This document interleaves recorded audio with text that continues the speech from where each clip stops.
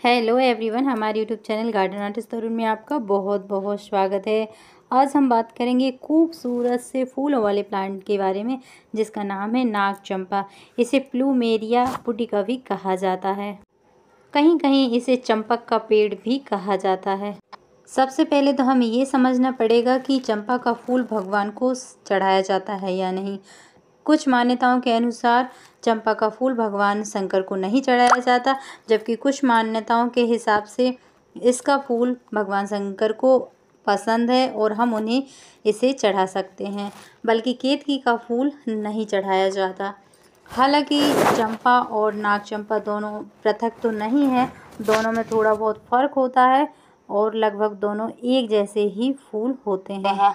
Gardening के हिसाब से, गार्डन प्लांट के हिसाब से ये बहुत अच्छा पौधा है।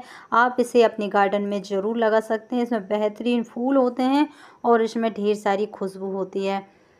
वैसे इस प्लांट की जो पत्तियां हैं वो नाग के फन की तरह दिखती है, जिसके कारण इसका नाम नाग चंपा है। इसे लगाना बेहद आसान है। इसे कटिंग से आसानी से ग्रो किया जा सकता है। जब आप इसकी कटिंग कहीं से लेकर आएँ तो उसे 1 या 2 दिन के लिए धूप में रख दें या किसी ऐसी जगह रख दें जहाँ पर ज़्यादा पानी ना आता हो। हालांकि इसका फूल साधारण चंपा की तरह ही दिखाई देता है, लेकिन इसकी पत्तियाँ आप देख सकते हैं चम्मच की तरह रहती है। ये पौधा हवा को शुद्ध करता है, तनाव को कम करता है और इसका उपयोग धार्मिक कार्य, अगरबत्ती और औषधीय गुणों के लिए किया जाता है। इसे बहुत अच्छी धूप जहाँ आती हो उस जगह पर लगाना चाहिए। अगर आप गमले में लगा रहे हैं तो उस गमले को ऐसी जगह रखें जहाँ बहुत अच्छे से धूप भी आती हो, अच्छी तरह से हवा आती हो। पानी का हमें बहुत अच्छी तरह से ध्यान रखना होगा। इसमें पानी तभी देना होगा जब इसकी मिट्टी सूख जाए। अगर इसकी मिट्टी सूखी नहीं है और आप लगातार इसमें पानी डालते जाएंगे तो इसकी जड़ खराब हो जाती है, क्योंकि ये प्लांट बहुत कम पानी में चलने वाला प्लांट होता है।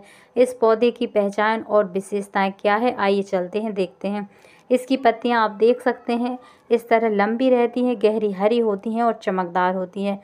इनका आकार चम्मच जैसा होता है, बीच का हिस्सा थोड़ा चौड़ा होता है, सिरे पर नुकीली सी डिजाइन बनी होती है, ठीक जिस तरह नाग का फन रहता है, सांप का फन रहता है, उसी तरह। वहीं इसके फूलों की बात करें तो इसके फूल सफ़ेद होते हैं, बीच में हल्का पीला रंग होता है और कुछ कुछ नाग चंपा की किस्मों में खुशबू आती है, खासकर शाम के समय। इसका फूल एक बार खिल जाए तो वो 1-2 दिन इसी तरह खिला रहता है और रात के समय अगर ये खिलता है तो सुबह के समय आप ये फूल उसी तरह देख सकते हैं जिस तरह तुरंत खिला हुआ हो, ऐसा लगता है। इसका आकार है वो 10 से 30 फीट तक होता है, यानी ये छोटा सा प्लांट भी हो सकता है अगर हम अपने गार्डन में गमले में लगाना चाहें तो, और अगर हम बाहर ज़मीन पर लगाना चाहें तो ये कम से कम 10 फीट तक हो जाता है।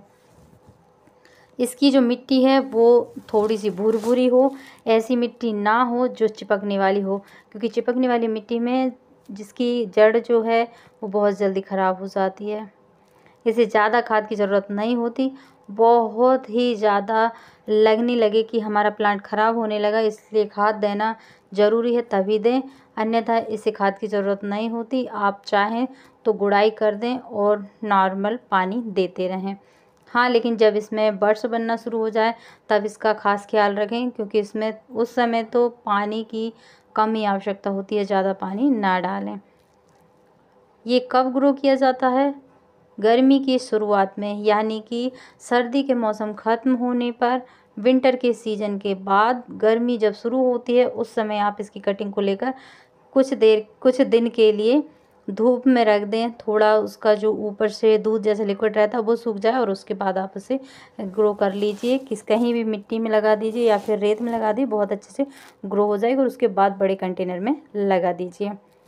कुछ लोग इसे पूजा में बिल्कुल भी पसंद नहीं करते, बल्कि वहीं कुछ लोग कहते हैं कि ये जो फूल है माता दुर्गा को बहुत पसंद है, इसलिए अपनी अपनी श्रद्धा की बात है।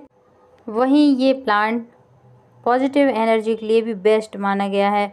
इसके फूल, पत्ते और छाल का उपयोग त्वचा के संक्रमण, घाव और पाचन संबंधी समस्याओं के लिए किया जाता है। इसकी खुशबू से तनाव और चिंता कम होती है और मानसिक शांति मिलती है। वहीं इसका अन्य उपयोग तेल और अगरबत्ती बनाने में किया जाता है।